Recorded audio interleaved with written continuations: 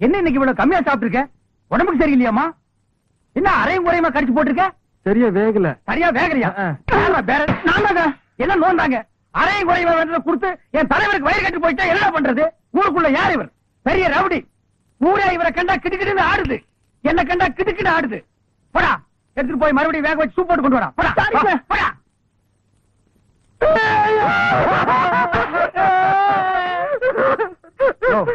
என்னென்ன கேட்காம ஏன் பிரச்சார பீரங்கி, பேச்சு புயல், கைதை தொகுதி தலைவி தமிழரசி தாக்கப்பட்டார். கண்ணீர் இல்லையா? கம்பளை இல்லையா? கடையடைப்பு இல்லையா? அர்த்தால் இல்லையா? கடையடைப்பு.